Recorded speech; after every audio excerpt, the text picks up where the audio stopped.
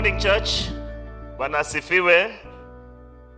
We pray that you've had opportunity to reflect in these weeks concerning what we have been talking about, the kind of relationships that we pursue as individuals. I think it's always a sobering reminder to know that our journey in the faith, our pilgrimage, is our personal responsibility, and how we choose to live our lives, how we choose to relate with those God that has gifted us with, as friends, as colleagues, as the community of faith, matters to God. It matters to God. It matters so much that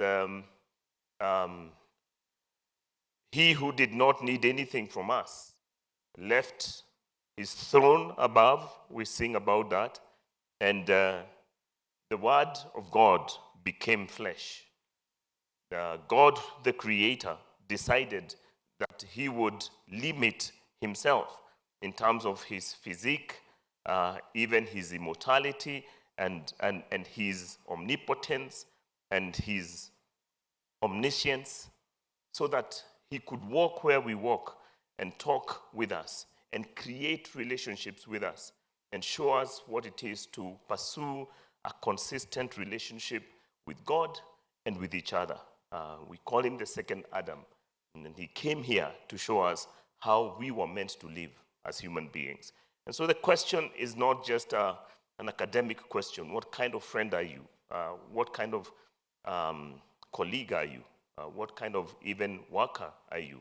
Are you the kind that can be depended upon, that when we give you a charge, 12 years down the road, you can stand here like Kolo is standing and say that I've been faithful to the calling that I received.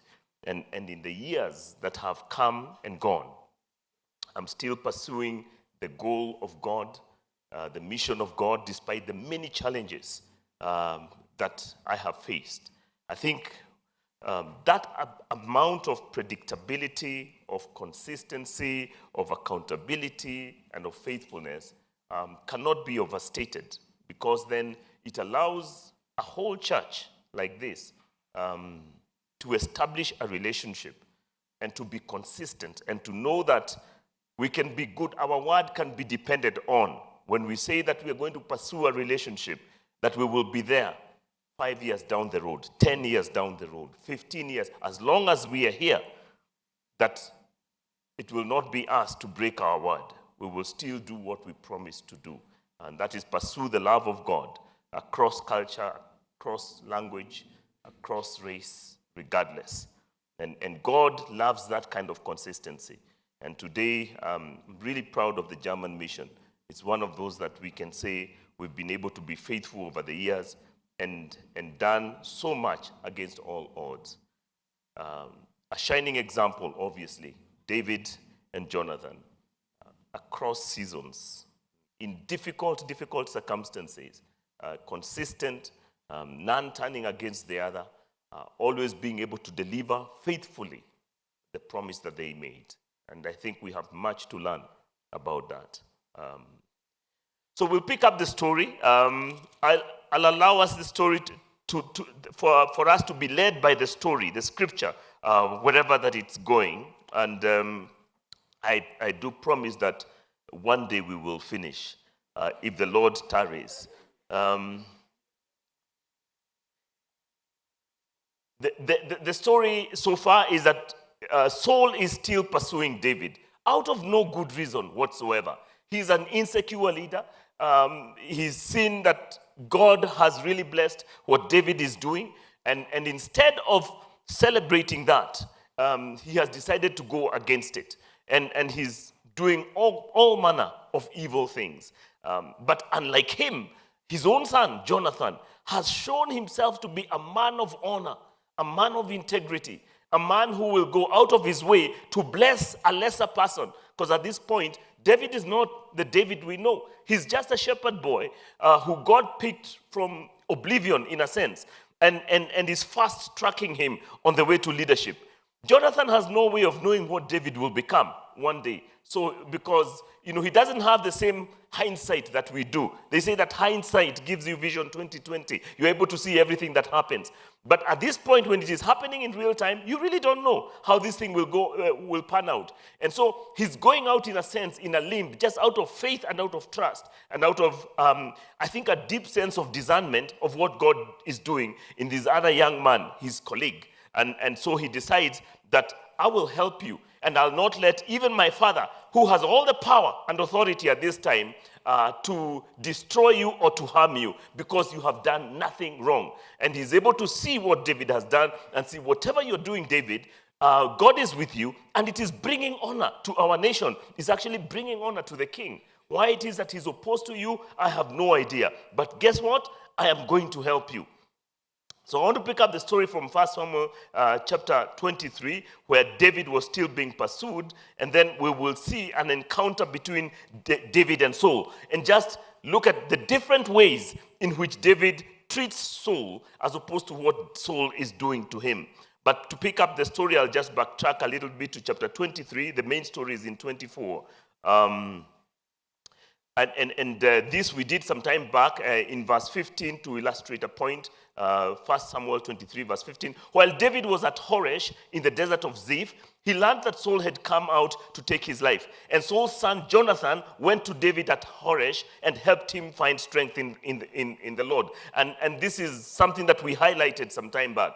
That Jonathan has the capacity to make independent choices that are godly and honoring, irrespective of what his father is doing. And in this case, the father is pursuing, in the same breath, he's pursuing David to destroy him, but Jonathan is pursuing David, and when he sees David, obviously he knows where David is, he won't leak it to his father. When he gets David, he helps David find strength in the Lord. And that's a beautiful illustration of what we should be to each other.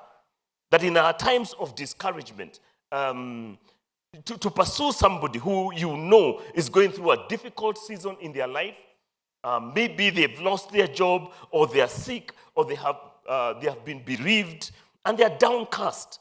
But as a friend, you go there, and in your encouragement, because humanly we are limited, you help them find strength in God.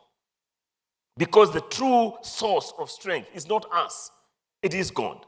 And so in that sense, you're using yourself as a channel that God can use to communicate his love to this individual who is discouraged. And then he gives him words of affirmation. Don't be afraid, he said. My father Saul will not lay a hand on you. You will be king over Israel, and I will be second to you. It's the first time he actually relinquishes his right to the kingship. Again, just tells you how amazing Jonathan was, because he's the rightful heir to the throne, being the son of the king. But he voluntarily, actually, relinquishes that right, and he says, you will be king. And he's even happy to play second fiddle to David. I don't know where he got this kind of discernment, but his humility is incredible. He is the prince of Israel, the first prince of Israel, because his father is the first king in Israel. The monarchy has just been instituted. But to be able to relinquish that right and that authority, why would he do that? There were so many privileges that came with that authority. But he says, it's okay. I can see what God is doing in your life. You are suffering at this time, but don't worry. You will be king over Israel. And a really incredible person. He has no sense of entitlement. He's not mesmerized by power and authority and the wealth that comes with it and the fame. He voluntarily relinquishes his position so that David can accede to the throne. Even though he's speaking prophetically, because this is futuristic. It hasn't happened. It's not even near happening. Saul will still rule for a full 50 years. Very long time. And maybe this is in his 20th year or 15th year of rulership. So this will happen in the distant future for David to accede to the throne. He doesn't know it by now, but he won't even live to see the day because he will die in battle with his father.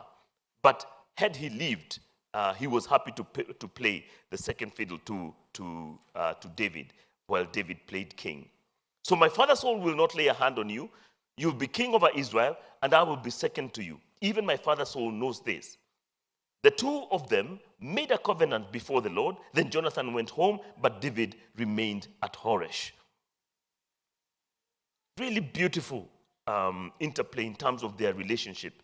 He knows David is not safe, so he leaves him out there in the wilderness. He returns home because he has national issues to attend to, and they won't see each other for a long time. The Ziphites went up to Saul at Gibeah and said, "Is not David hiding among us in the strongholds at Horesh?" Look at the difference in the heart. Here is the son of the king, keeping David safe, helping him find strength in God. Here are the citizens of Gibeah who are, in a sense, snitching out on David, and coming to say, "Is not David hiding among us in the strongholds at Horesh, on the hill of Hakilah, south of Jeshimon? Now, O king, come down whenever it pleases you to do so, and we will be responsible for handing him over to the king." They have no hesitation in betraying David. Never mind that David had led the armies of Israel many times to find victory. And they had benefited from this victory because the boundaries were being expanded, etc. But now that they see that David has lost favor with the king, they don't ask questions of truth. They don't ask questions of justice. They don't ask whether it is right or wrong. They just want to please the king, playing up to the gallery because they know there are benefits by aligning yourself with those in power. But it doesn't absolve them from their personal responsibility. The fact that they want to do something evil to somebody who has done good to them. At this point, God will be David's protector because the people are not. Saul replied, "The Lord bless you for your concern for me. Go and make further preparation. Find out where David usually goes and who has seen him there. They tell me he's very crafty. Find out about all the hiding places he uses and come back to me with definite information." So Saul wants actionable intel at this point. He doesn't want to go looking all over the place. So give me definite information, something that I can act on. Let's make this quick and finish it. Then I will go with you. If he is in the area, I will track him down among all the clans of Judah. He's completely obsessed with destroying David. So they set out and went to Ziph ahead of Saul. Now, David and his men were in the desert of Maon, in the Arabah, south of Jeshimon. Saul and his men began the search, and when David was told about it, he went down to the rock and stayed in the desert of Maon. I just like the use of the word stayed down at the rock. You all know what that means, It's almost like, there's an invisible Christ somewhere in the shadows. When Saul heard this, he went into the desert of Maon in pursuit of David. Saul was going along one side of the mountain, and David and his men were on the other side. Just tells you how close he was to danger at all times. And I wonder, I normally put myself in this situation and wonder, in many times when we feel exposed, when we feel that the tide has turned against us, maybe those who are in authority or in power are against you, and you almost feel, I need to do to play my best game in order to survive. And sometimes we don't know that God is involved. Because here, Saul is coming up one side of the mountain, David is going out the other. And Saul has all the resources, and it doesn't look like David is going to survive this particular encounter. And the temptation is to ask, is God even involved? Does God know how close Saul is? Why am I so close to disaster? And of course, the emotions, you're afraid, you're running away. You are really, quote unquote, on your own, so to speak. And sometimes we get this picture that when in times of danger, and we're in precarious places, we are on our own. And yet, history does confirm that in our greatest times of danger, that's when God is actually closest by, because that's when we need deliverance. But we don't see that. We normally see that I'm so close to danger because God is so far from me. And the opposite is actually true. He closes in on you when you're in great danger. when there's sickness and there's all kinds of disaster. He's actually very, very close at that point. They say God has never been closer to his son than when his son was hanging on the cross. That's when God was right there. And yet, from a human perspective, that's when God was farthest. And the mockery, of the people passing by, he trusted in God. Let God save him. And you really feel you are on your own. I call those guys just to accentuate the sermon so that your guys can be entertained. All right? So it's dramatic.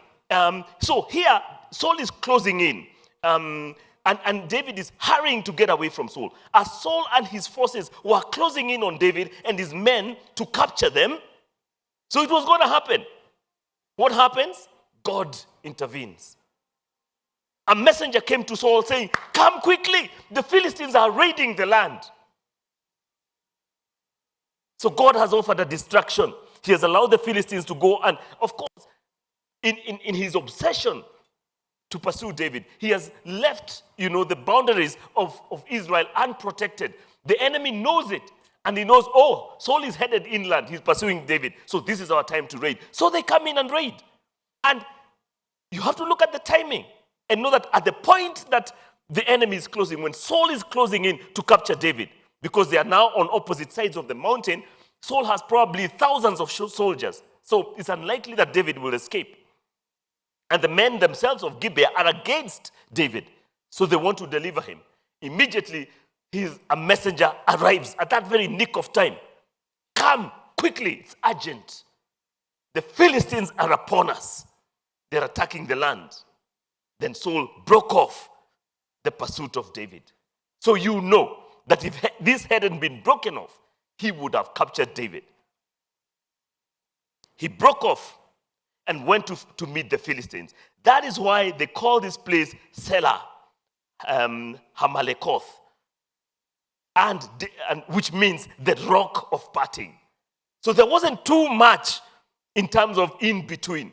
There was probably one big peak between them. And if Saul had crossed that rock, he would have immediately been upon David. So they call it the rock of parting. It's like that point of departure. And God knows the exact timing that he's going to send his help so that his servant will not be subdued or captured or destroyed by the enemy. And it becomes the rock of parting. And David went up from there and lived in the strongholds of En Gedi, rescued by God. And God allows this. It's not an accident. There wasn't a lapse of judgment or a time when God's attention had been caught in something else and then he looks back and said, "Hiya, Saul is upon David." No, he allowed it. And when he wants to send somebody, he sent Jonathan, the son of the king who is against you, to come and find strength in God, to refocus him to the true north and say, "Hey, look, this thing, you will survive it, not because of me, because of God." All right? And he gives him a vision for the future. You will be king. Don't worry. You will be king. And then he parts and his mission is done. But then immediately God allows Saul to pursue David and almost capture him. And at that moment of capture, God sends a distraction. And Saul has to break the pursuit and go back. In other words, David, I got you. You don't have to panic. Don't be afraid. I'm the one who's watching over you. When I anointed you as king, you will be king. Because God is a promise keeper. And I don't know what it is that you've been promised by God. But the circumstances around you speak a very different word from what you think God is doing in your life. It doesn't matter how intense the opposition. It doesn't matter how discouraging the circumstances. Sometimes the enemy will send exactly the opposite message. Just to tell you it will never happen for you. This is what you think. These are illusions of grandeur. You'll never be any more than what you are today. Yet you know that God has made a promise to you. That he will help you, that he'll deliver you, he will rescue you. He will establish you, that you'll be great in the land. And we panic. And we forget the promise of God. God is faithful and is not a man that he should lie. And what he has said, he will fulfill.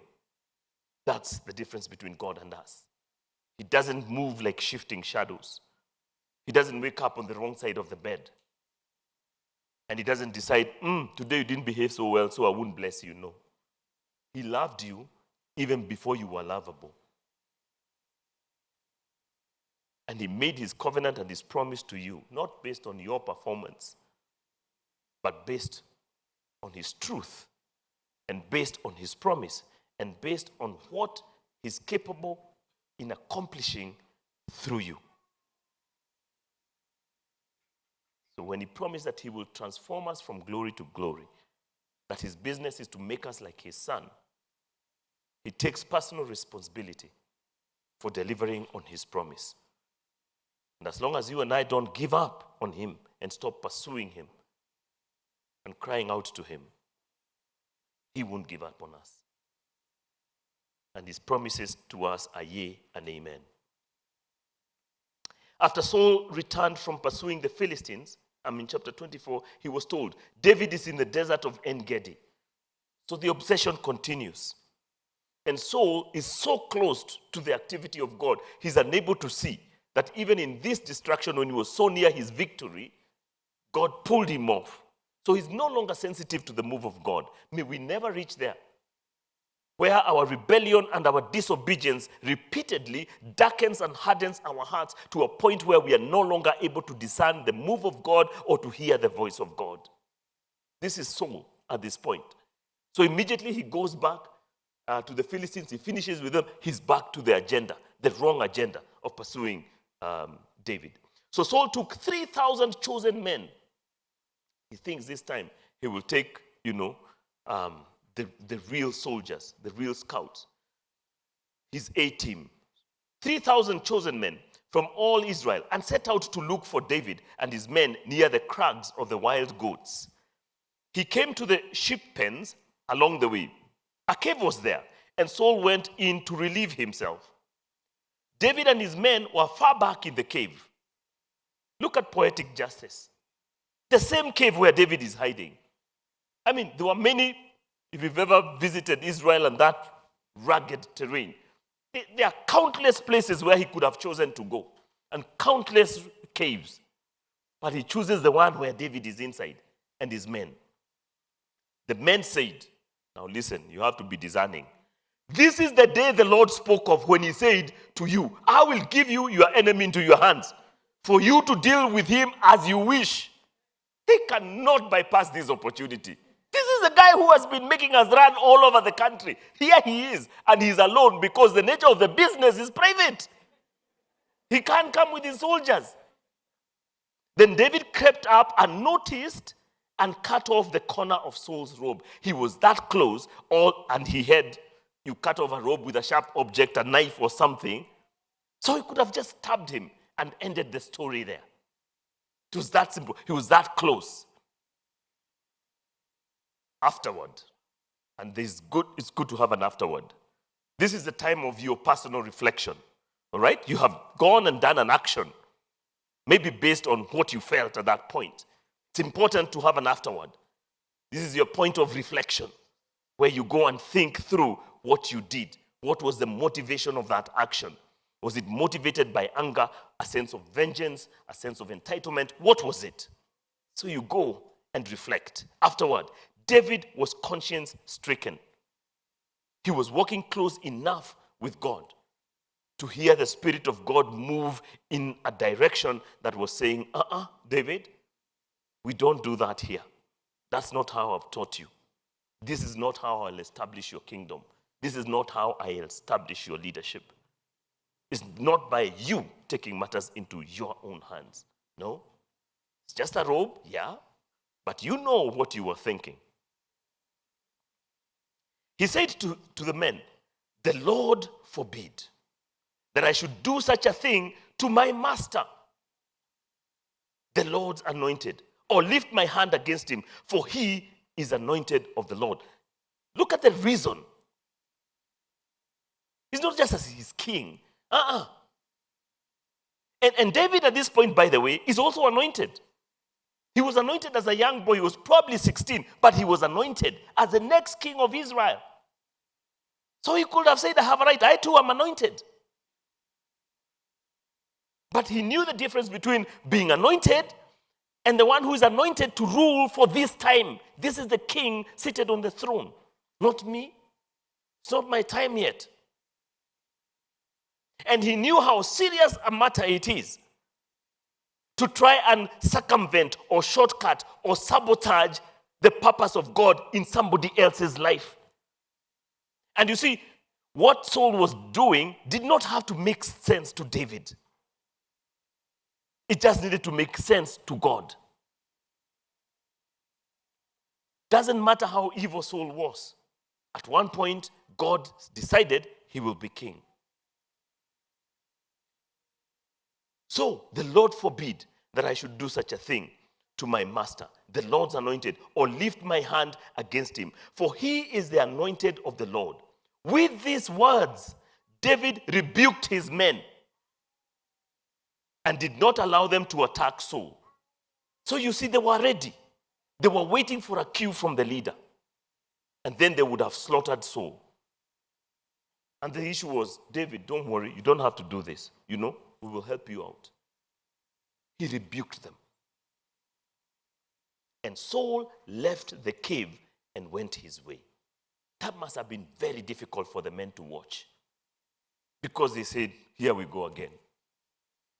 He has let the tyrant go. So we are still on the run. Then David went out of the cave and called out to Saul, my lord, the king. Even the address is respectful. When Saul looked behind him, David bowed down. This must be some of the most powerful sentences in the Old Testament.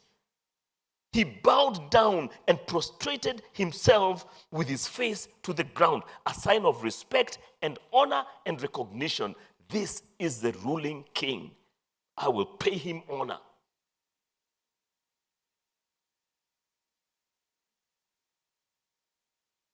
This is how David earns his title as the greatest king in all Israel.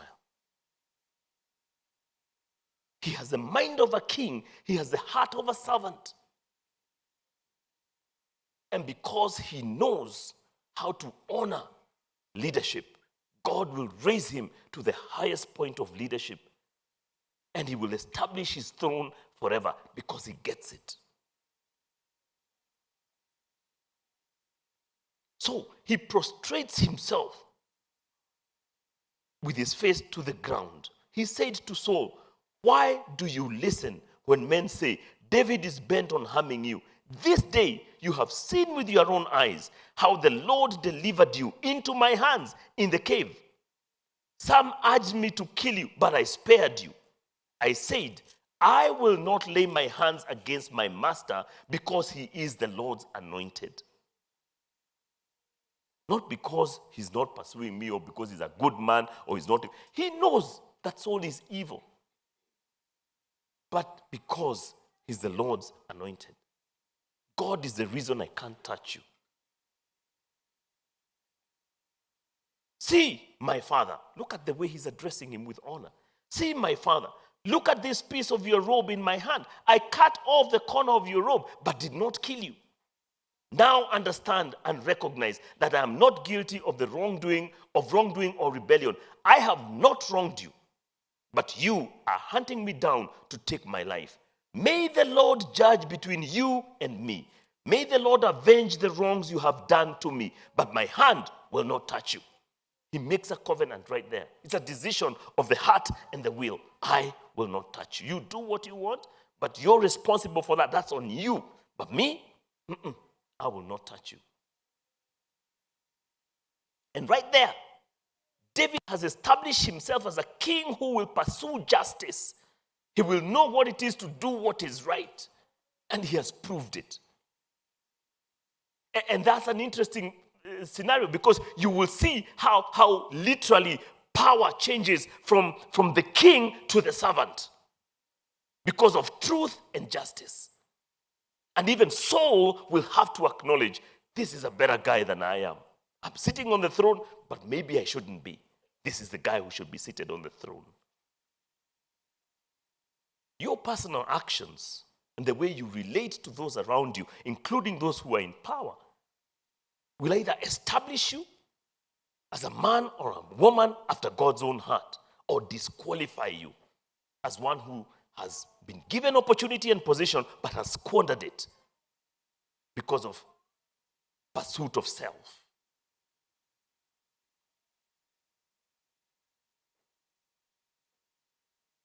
May the Lord judge between you and me, and may the Lord avenge the wrongs you have done to me, but my hand will not touch you. And this is the evidence. I had the opportunity to avenge. I cut off the rope. I could have avenged against you, but I will not. God will be my avenger. As the old saying goes, from evildoers come evil deeds. So my hand will not touch you. He repeats that. Against whom has the king of Israel come out? Whom are you pursuing? A dead dog? A flea?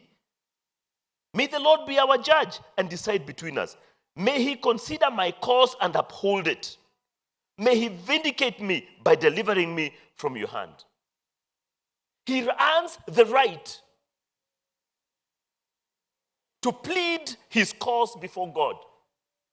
He earns the right to plead with God to come to his aid because he has acted in a godly way. So many times we come to plead with God when our actions on the ground cannot even withstand a normal court of law among men, leave alone in the divine court. Because the things that we have done are clearly not in pursuing what is godly or just or honorable. By the time David comes to plead with God to uphold his cause, he knows that he has done right by God and that God will open the resources of heaven and come to his aid.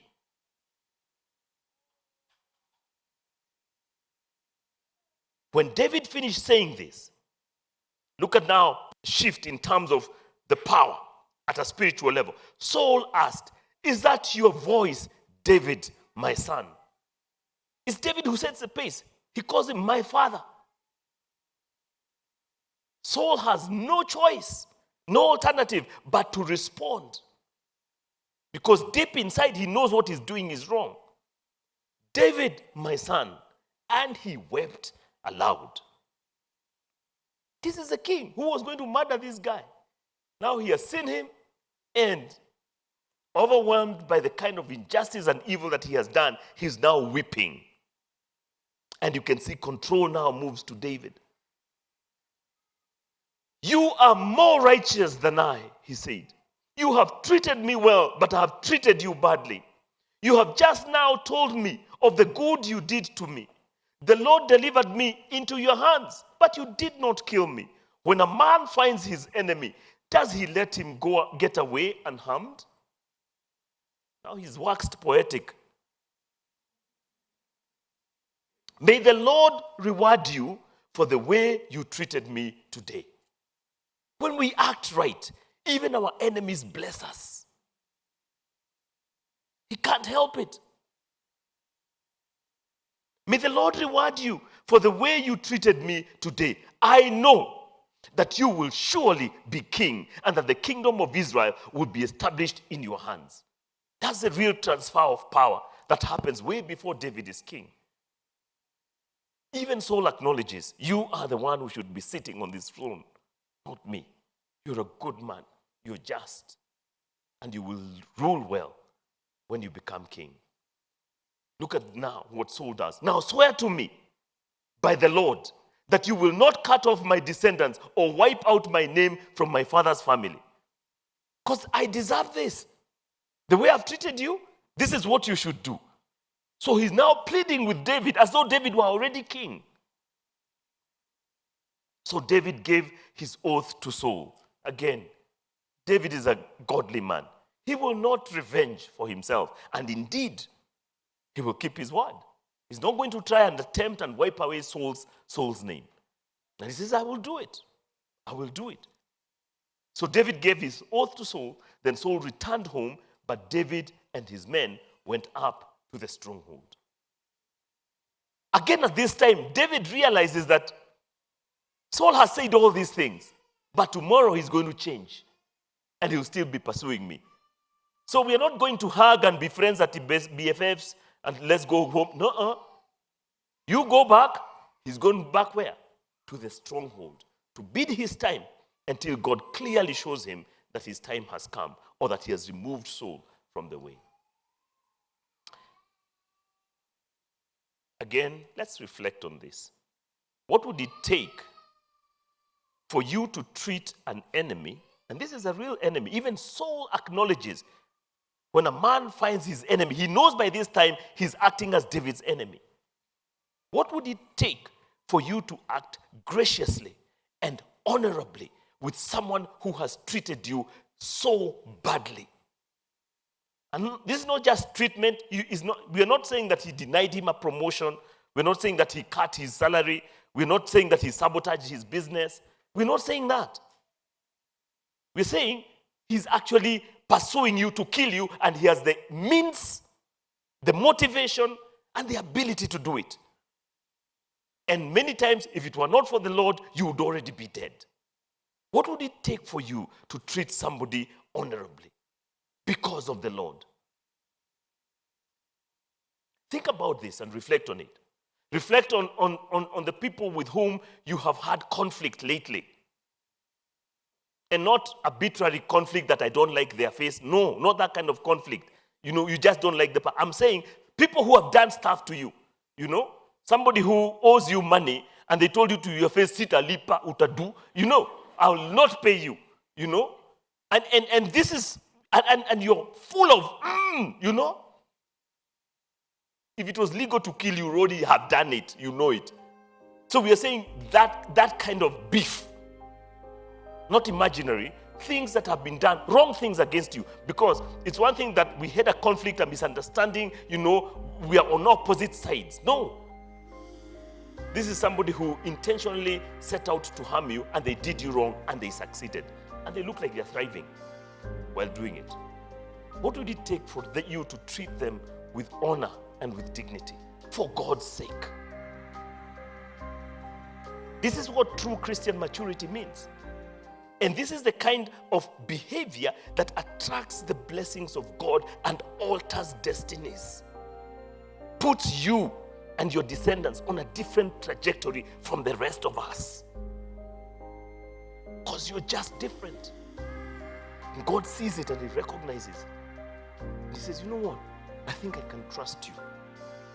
You know what it is to forgive. And you know what it is to love for God's sake. So you know what? I'll put you in a place where you have authority and where you can exact justice because your heart can be trusted. And we can start on a whole different generation that you can raise and influence because I can see you can lead others to know and to love me and to pursue me. You get it? Reflect on this. These are difficult questions.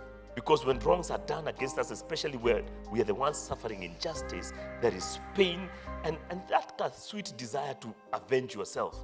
And that, you just would like to see in your lifetime the downfall of that individual. You would like it.